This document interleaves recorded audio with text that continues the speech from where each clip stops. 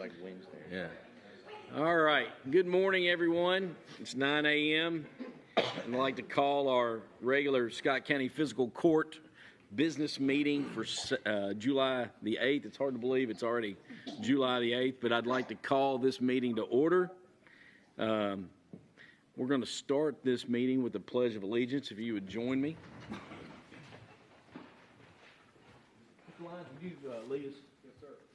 I pledge allegiance to the flag of the United States of America and to the republic for which it stands, one nation, under God, indivisible, with liberty and justice for all. Our first item of business is to officially note and approve Kara Oliver as our alternate court clerk. So moved by Mr. Lyons, seconded by Mr. Wallace. Any other questions or comments? All those in favor, please say aye. Aye. Any opposed? Motion passes. You're in. Will you call the roll, please, Ms. Oliver? Mr. Hostetler, Mr. Lyons. Here. Mr. Wallace. Here. Mr. Corman. Present. Mr. Ellison. Here. Mr. Livingston.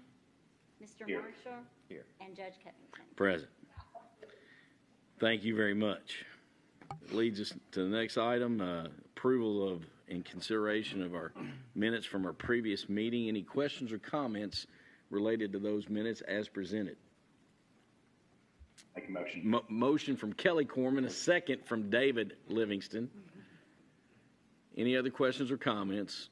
All those in favor, please say aye. Aye. Any opposed? Motion passes. Judge, for the record, I abstain. Yes, sir. Please make that noted. I will do it. Number 6, transfers as presented. Any questions or comments? Is there a motion to approve as presented? Motion from Mr. Lyons, second by Mr. Corman. Any other questions or comments? All those in favor, please say aye. Aye. Any opposed? Motion passes. Number 7, bills as presented and sent to you in your packet. Any questions or comments? Motion to approve. Who made the motion? David Livingston, did you make a motion to approve? All right, David Livingston makes a motion. Chad Wallace is a second. Any other questions or comments? All those in favor, please say aye. Aye. Any opposed? Motion passes. Let the record reflect that Mr. Covington, Mr. Livingston, Mr. Hostetler all completed their training units of continuing education. I'm glad to be at that point in my life. Number 9 leads us to a celebration. And we have our director, Mr. Mike Hennigan, here. He's going to present an EMA award. Mike, good morning. Thank you.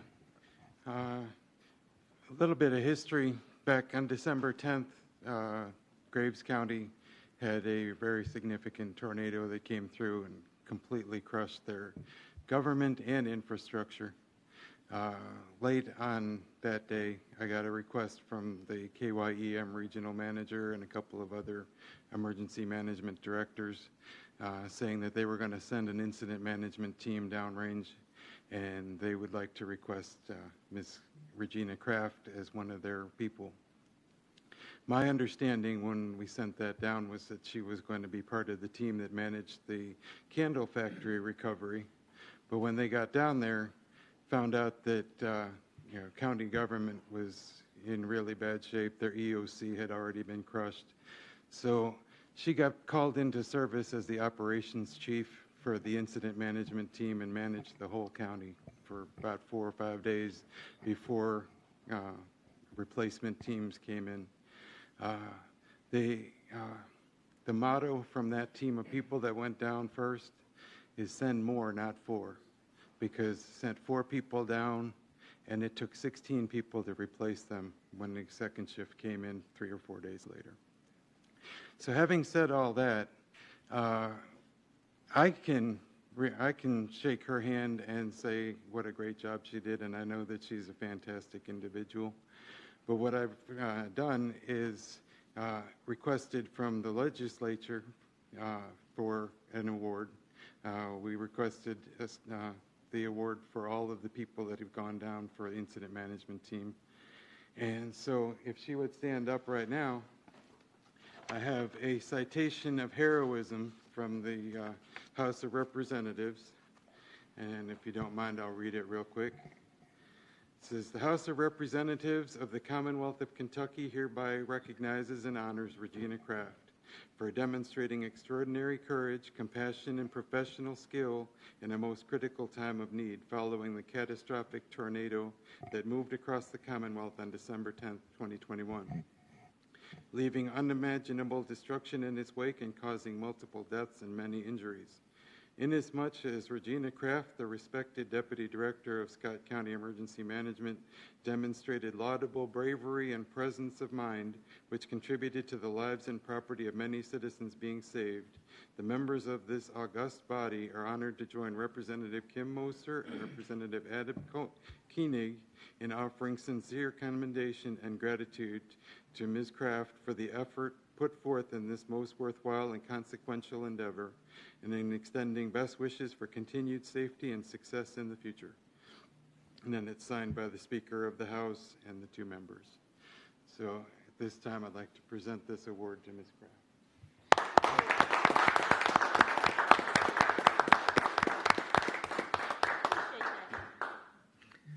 Well, Smile.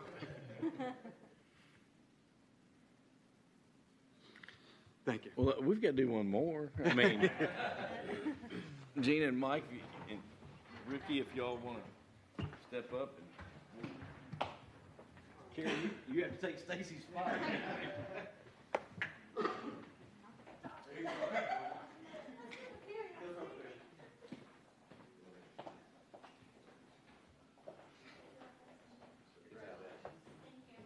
No, thank you for your service too. One, two, three. Can y'all turn around and face the screen so I can get it too? I get it.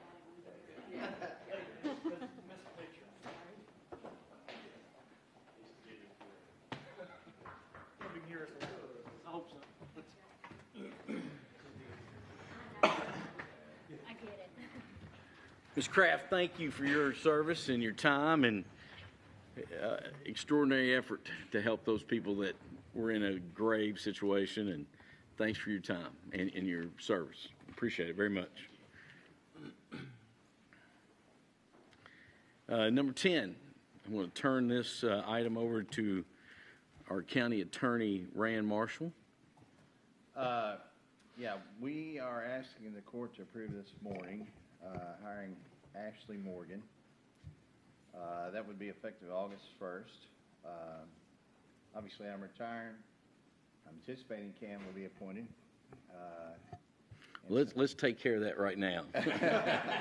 Gee, thanks. So, I thought you were talking about kicking me well, out.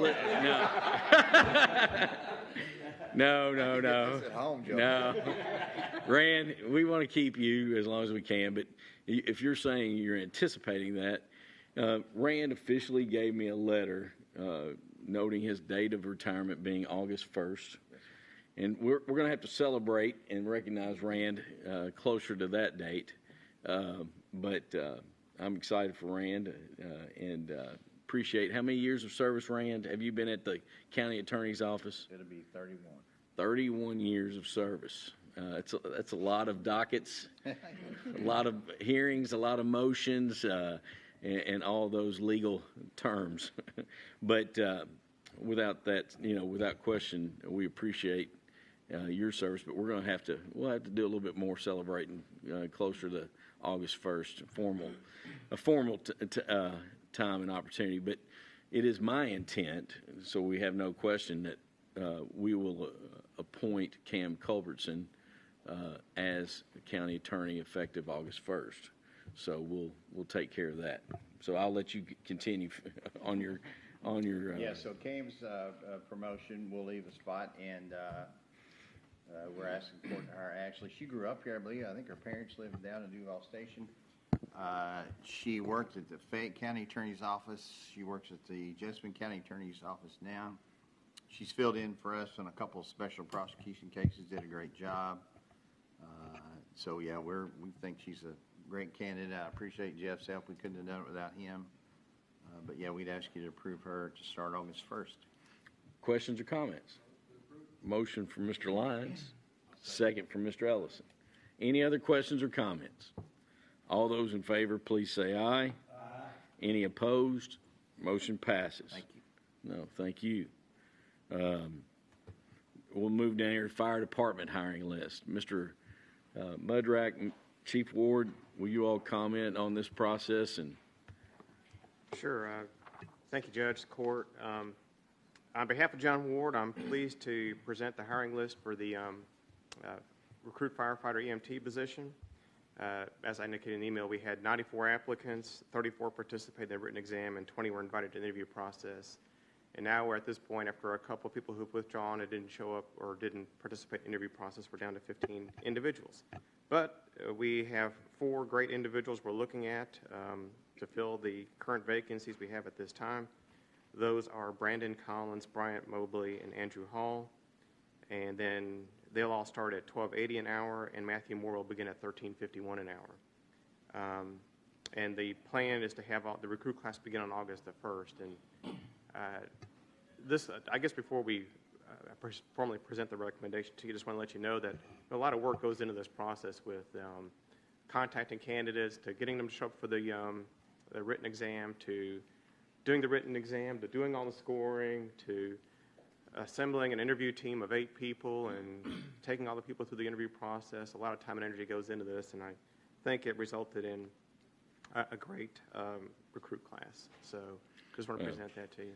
you know, Jeff and Chief Ward and his team at the fire department, as Jeff said, there's a huge amount of effort that goes into the process, and it's done professionally, and it's done the right way, and I appreciate that. And I'm excited that we have great candidates. Chief Ward, do you want to comment on the candidates? And you've been doing this for a long time. And yeah, actually, I've said in a lot of interviews, but even the comments from the people on the panel were like, you know, this group that we had come through this time, we had some good quality candidates. I wish I could hire more, but we had a good selection to choose from.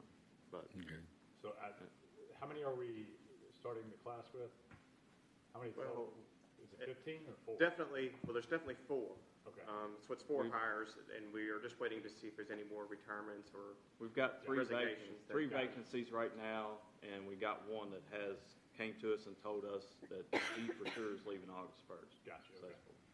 There could be other pending. Right. So. Yeah. So 95 applicants. That's a pretty good number. Yeah. The only sad thing is, you get 94 applicants, and then time we do the written test, like, what was it? 34. 34 show up.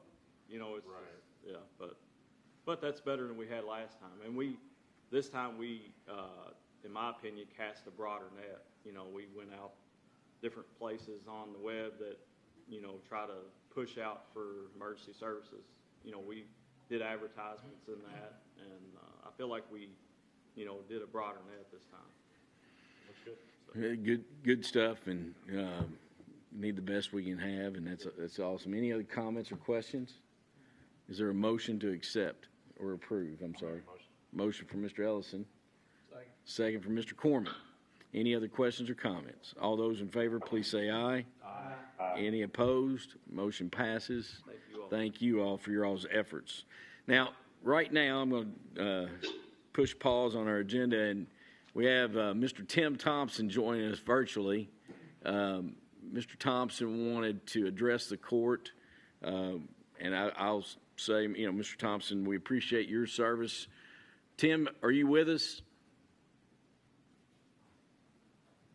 Yes, sir, I am. All right, there he is. Hey, congratulations to you, of course, officially on being hired as the chief at the Georgetown Fire Department. And we're excited for you and your family. We're excited for our community, for you to have that leadership opportunity. But you wanted to address the court and share just a goodbye note, a farewell. Not really a goodbye, a farewell.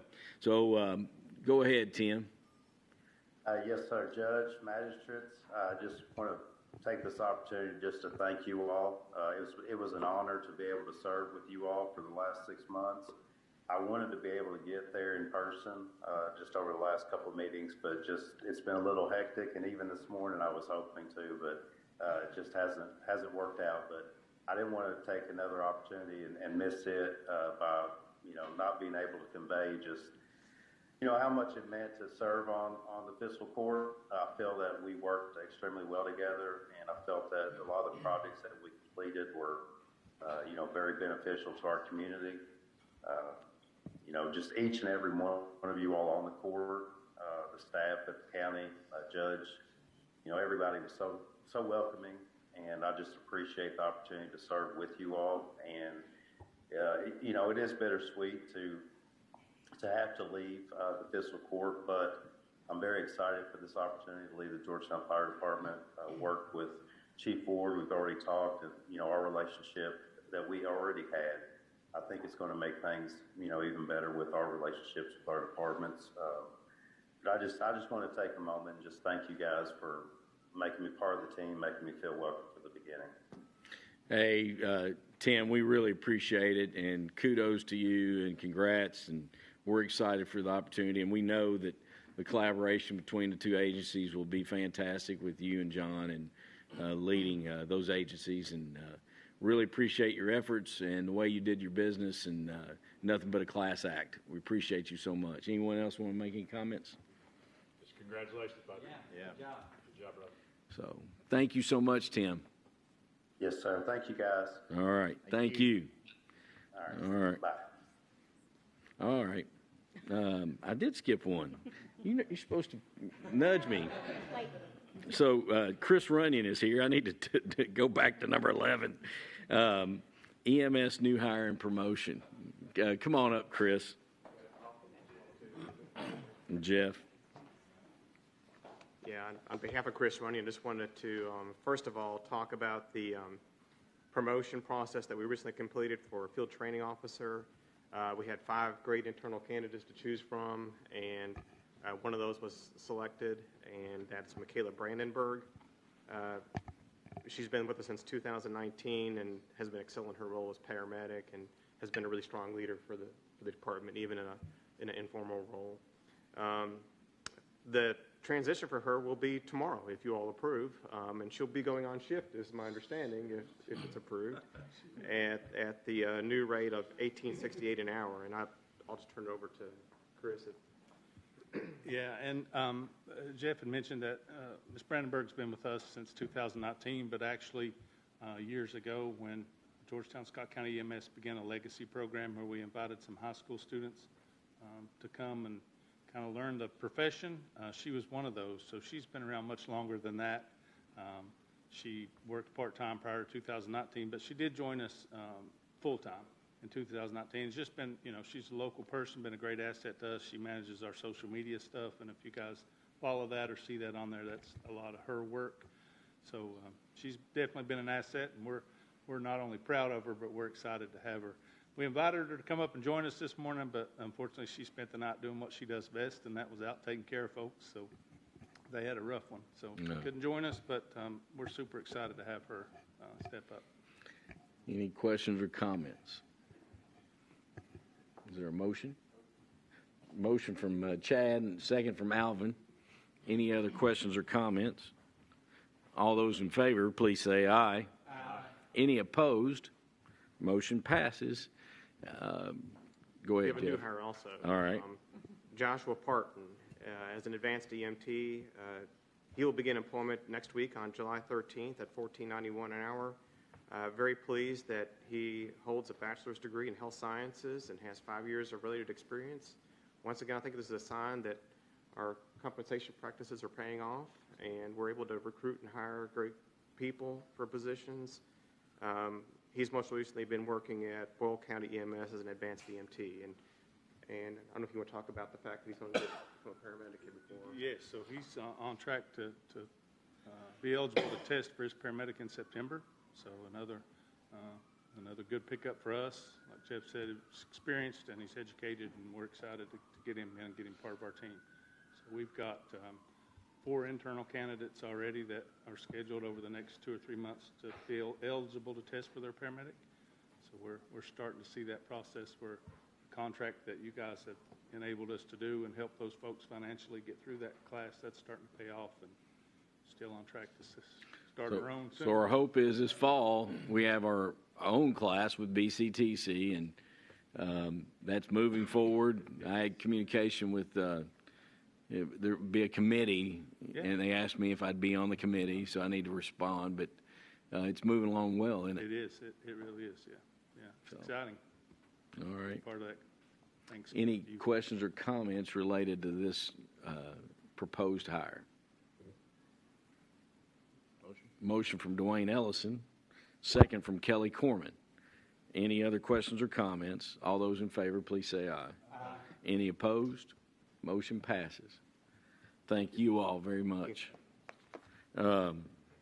Now, I'll get down to number 13 without skipping anything else. This is bringing back consideration of the interlocal agreement with the City of Georgetown for a director of affordable housing and homelessness intervention. Since our last meeting, I have shared some data with the court, and just wanted to ask if there was any questions related to that data. You know, there's questions at the last meeting about the housing authority and status of their functions, and after checking with the housing authority has around 450 applicants on the public housing and Section 8 waiting list. The waiting list for both public housing and Section 8 programs are closed due to the number of applicants that's on file. And then Carolyn Nickel reported that, you know, they get calls daily, people walking in, and emails asking for assistance on housing needs. And then I shared some information from Candace Whitehouse about their status with Elizabeth Village. They have a wait list of 24 women and 26 children. A financial assistance request average about 5 times per week. And then about 7 times per week, they're referring people to shelters outside of Scott County. And then Griff Ray with the Gathering Place shared that actually 54 women and children and then 67 men have been served there at the Gathering Place this year, I believe is the way he shared it. And they feel like they're on an all-time, they're en route to have an all-time high of individuals served, projected to be around 240 people. Highest year in the past has been about 200.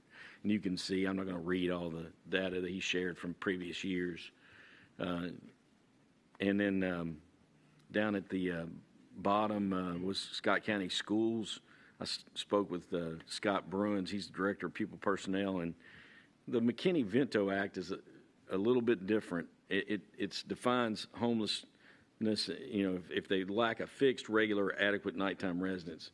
And if they're staying with a grandmother, relatives, friends, that they get designated McKinney-Vento, under McKinney-Vento. And right now, what they have is 368 students designated under McKinney-Vento. So, you know, I shared the job description that the City of Georgetown had put out as well. So I'll open the floor for any comments, questions, and try to answer any of those. I'll make some comments.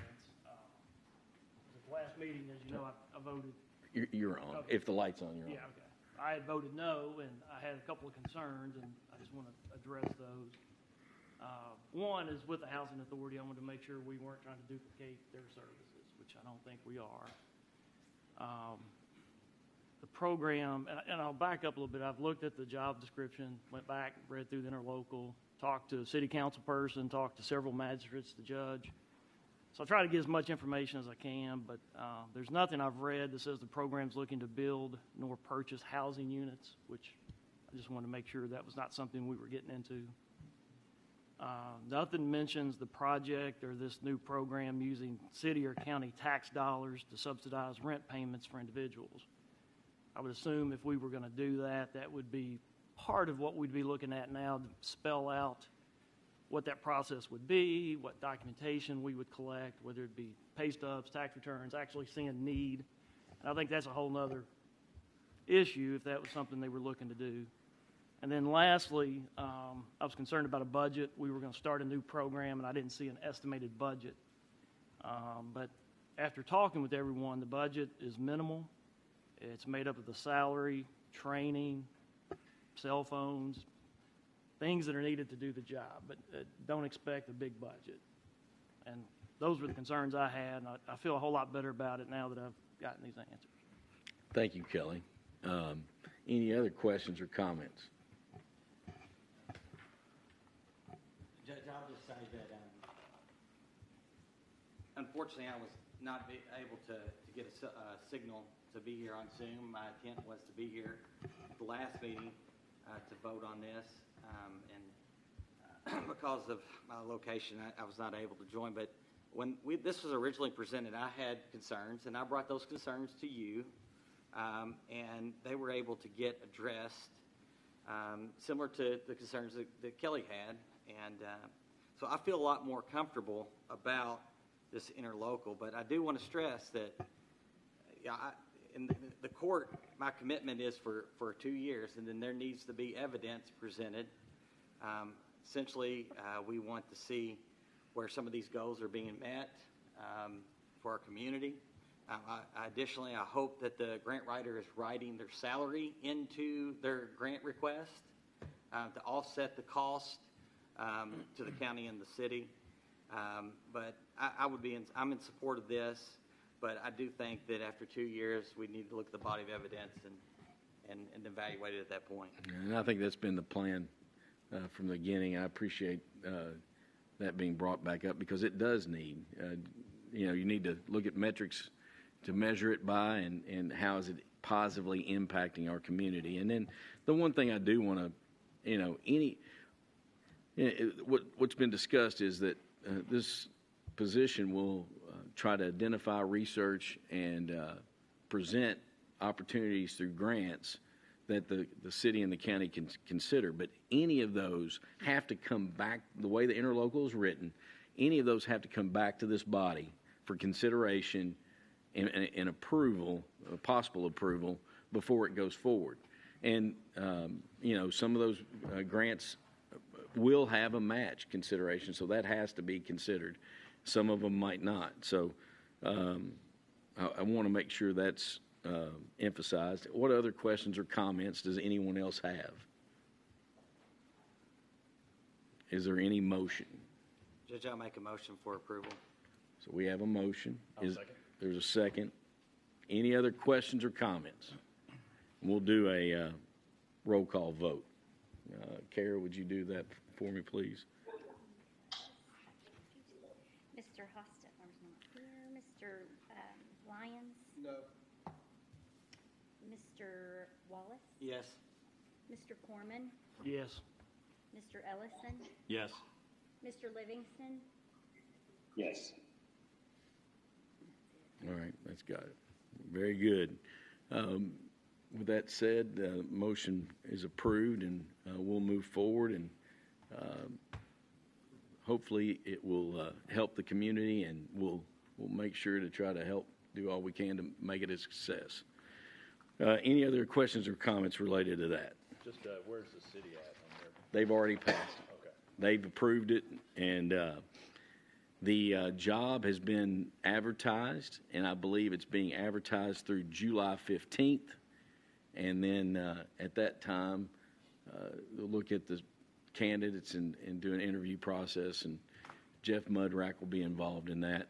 And then if any of you all would like to be involved, I'm sure that that's something that can be made to happen. So I'll make sure we communicate that as we get closer. With that, we'll move on down to number 14. The annual salary schedule was shared via email, and we have to just simply approve that. Any questions or comments? And is there a motion? Motion for approval. Motion from Mr. Wallace. I'll second. Second from Mr. Ellison. Any other questions or comments? All those in favor, please say aye. Aye. Any opposed? Motion passes. Number 15, I would like to go and attend an economic development conference meetings with Commerce Lexington. I think it's valuable for our community to have someone at the table, and I shared an agenda with you all on Wednesday, July 13th at 8:30 a.m. that starts. There'll be a federal legislative policy overview, meetings with U.S. Chamber of Commerce representatives. Then we'll be meeting with Congressman Barr and Senators Rand Paul, Senator McConnell, and then we'll also be meeting with the EDA and talking about grant opportunities here for our regional group that is kind of put together and trying to lead the charge on a regional approach to economic development. So anyone have any questions? Motion to approve. There's a motion. Second from Mr. Lyons. Any other questions or comments? All those in favor, please say aye. Aye. Any opposed? I will give a full report when I get back, and I appreciate that. And then new business, I do want to mention our Justice Center project. We have closed on all but two properties or two owners. We're very close to getting everything on paper with one owner, but just getting through the process. But on the second one, it is a condemnation case. We originally were essentially, Judge Daugherty in Nicholasville and Jessamine County ruled in our favor in the condemnation case. There was a period for the owner to file an appeal. The owner has filed an appeal, and on Monday morning there is a hearing. And that hearing, I'll let you discuss that, Rand. Yeah, we have made a motion requiring the property owner who has appealed to file a bond, which is set by rule. We're asking for a $500,000 bond. Now, I don't know that would mean, assuming we win the motion, that he would have to post $500,000 in cash. I suspect that he would do it through some, insurance company, but there would be some cost there. I don't know what that would be. It's kind of critical because if we can't go ahead and start doing work during the appeal, and by work I mean leveling things and that kind of thing, then we'll have to wait till the appeal's over. It'll take at least a year probably for the Court of Appeals to rule, and then they could ask for a discretionary appeal to the Supreme Court. I have no doubt we're going to win. It's just a matter of how long it'll take us to get to that final point. So it's an important hearing, and I really don't have any clue what the judge might do. I think he'll require a bond. How much? I don't know that. Any questions or comments on that? And I appreciate Rand's efforts through this process. It has taken a lot of time up to do all the closings and just to navigate this process for our community has been a real challenge. Can I have a question? Yes, sir. Judge. So, Rand specifically, the argument is not whether or not the Justice Center can use that property. It's overpriced, I would assume. No, it's really just the opposite. We tried to work out taking the property, and the property owner said, no, I'm not going to sell it to you, so we sued him. Okay. We had a hearing. The judge says, yes, this is for a public purpose. Yeah. It's appropriate for you to take his property. And the standard is very high against him and in our favor. Yeah. So we won, but now he's taking that to the Court of Appeals saying, no, this is an inappropriate taking of my property. We have offered, they appoint 3 commissioners to value the property. And when they came out with their report, we immediately offered him what those commissioners came up with. Yeah. And we had an appraisal and offered that previously. Yeah, right. And we've requested repeatedly that he have an appraisal. And if he had, I'm sure we would consider that. He never did that. So we've tried everything short of suing, everything, short of this process, but it just wasn't there. So yeah, he's challenging our very ability to take his property. So and Judge, this is probably your question. So can destruction of the existing property that have already been purchased, can that not go forward without? That's a good question, and we're on, after Monday, we'll get that answered. Okay. But all the other properties have buildings on them, but the ones that we are taking, we can move forward. Okay. With demolition, I hope. And the two parcels that are in condemnation, one's an empty lot where the building would actually sit, and there's no structure on it, period. And then the other is a lot with a small garage. Okay. So I'll give you an update after the hearing on Monday. Okay. Any other questions? So that's not the individual's home? No. It's just a commercial lot there? It's a commercial lot with a garage on it, and then an empty lot. So, next I want to call on J.R. Brandenburg, our godfather of all roads. Now, J.R., I asked you to give a report, but I'm going to expand that a little bit because there is no rest for the road department on storms and EMA and our first responders, sheriff. Possibility of more tonight. So, I'm excited. We had another round, and could you give us an update? Like, you all got it cleaned up again quickly, of course. But Yeah, and we're doing a little cleanup work today too. It worked all day yesterday, and it wasn't near as bad as the last one that happened. But yeah. we're getting it and have everything clean and fresh for more tonight. But if you didn't see Stonehenge, it was amazing how much wood and trees were down that they cleaned up, and it was a big job. But I wanted to ask you to make a report about our work that we've been doing about the Joshua Court. Could you share? Yes, HMB has done the surveying, the final surveying. They are in process within probably the next 2 or 3 weeks of getting us a scope of work and ready to put out the bid on building a retention pond. And not only is Joshua Court, we're having problems downstream too, some complaints and everything out off Longview Drive, which this retention pond will take care of several problems down through there. And maybe 90 days from now, we should possibility of having this completed. So the plan is to bring this to you all, this Yes. proposal for you all to approve, and then approve the bid to do the work. So we're just trying to get all the ducks in a row for you all to have all the data.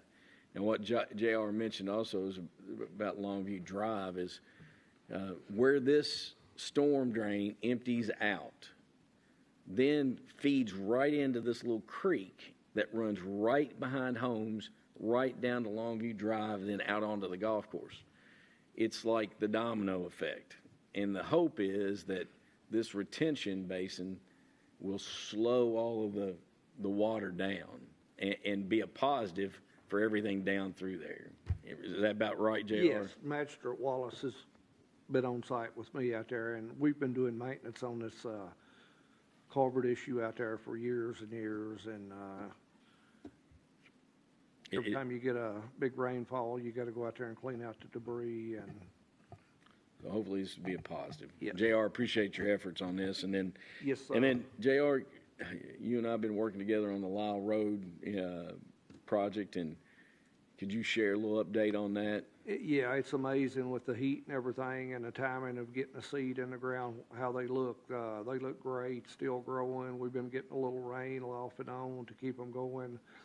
Had them sprayed last week, all the fields for crabgrass. We had some crabgrass in there, so it's killing that out real good. Southern States did that. Yes, and they're looking real good, so we'll be able to trim them and mow them here to 3 weeks, and they'll look 100% better. And then the plan is reseeding them again this fall. Yeah. And then the building, the actual building they're about ready to start setting the trusses, right? Should be under roof before the day's over. So if you have time to slide by there and check it out, it's exciting what's going on, and Looks great. the work looks really good. So anything else? The state paved Lyle Road, paved Lemons Mill. Anything other updates on paving?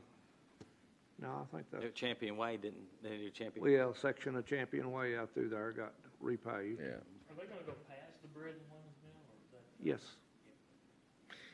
Yes, JR that's and the your plan. team have been mixing coal mix for shouldering. We have.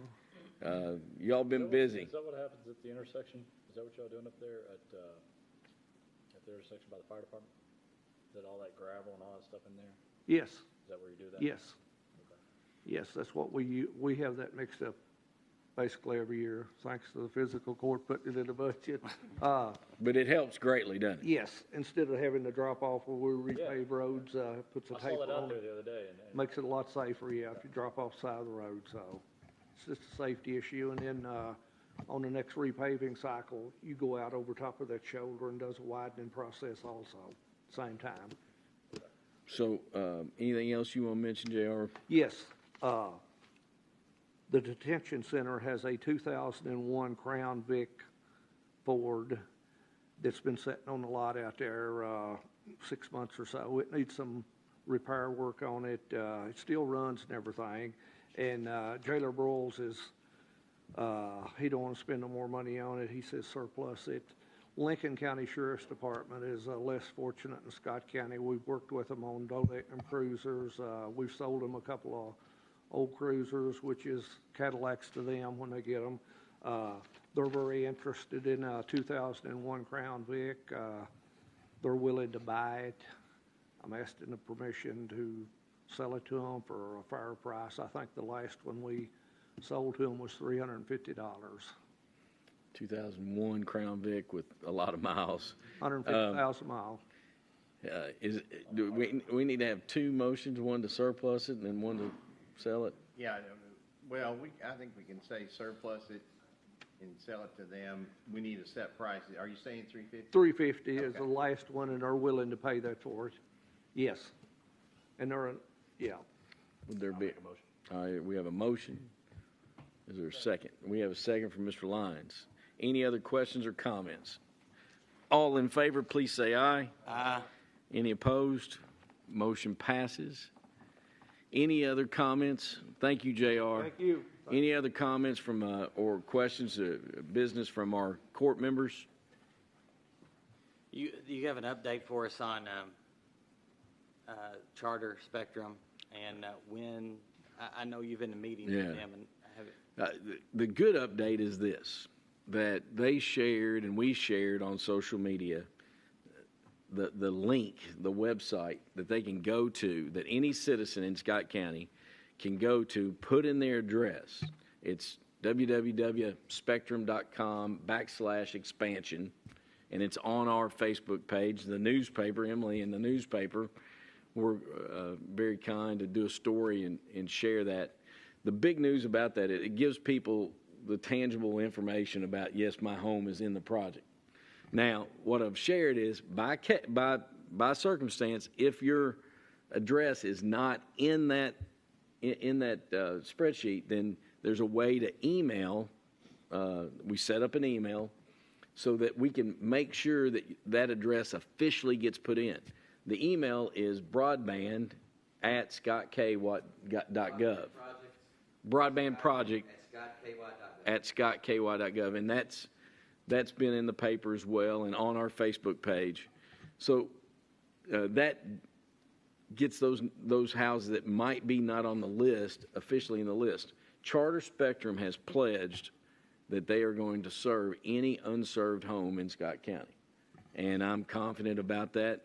I spoke with their Director of Field Operations, Jerry Avery, yesterday. I had a phone conversation with Kentucky Utilities gentleman that's in charge of pole permitting yesterday, Mr. LaFollette. He's very confident about Kentucky Utilities and LG&E being able to permit up to 750 a month now, poles, and that's what Charter Spectrum was concerned about holding up the project at all. But KU and Mr. LaFollette has pledged that they can get 750 done a month, and then it'll go up to, at the end of August, hopefully up to 1,000 a month. So, and then Mr. Avery from Spectrum, he said we're still on schedule to officially start construction on the first OLT or first section of the project in Scott County in August. So, the one thing, Judge, that I feel like that, and I'm sure you've been inundated with these requests as well, is I'll use Craig Lane as an example. If there is a Craig Lane at 300 Craig Lane, if that house is going to get serviced and Spectrum's going to run lines out to 300 Craig Lane, they're going to also service people as they go along. And that's the one thing that I've had to deal with. I'm sure you've had to deal with this too, is if their address is not on there, they're going to get service. They're going to get access to it. However, they don't see their address and there's panic and no, we're not going to get internet. But we've tried to share the message that Spectrum's going to share, that Spectrum's going to provide access to any unserved home in Scott County. That's Anderson Road. That's all parts, north, south, east, and west. Johnson Mill. You know, Kelly and I are, we don't have DSL. We don't have anything other than our phone. And there's a lot of folks out there, and this is going to positively impact them. And I'm excited about it. I think it's a huge thing for our community, and we've talked about it. So I think it's moving forward, and we've tried to sit on it and tried to push it along. Any other questions or comments from any court member on new business? Any comments or updates from any of our audience members? Well, with that said, is there a motion to adjourn? Motion. Motion from Dr. Livingston. Is there a second? Is there a second? Second from Kelly. All those in favor, please say aye. Aye. We are adjourned. Thank you all. Have a safe weekend, JR. I hope it doesn't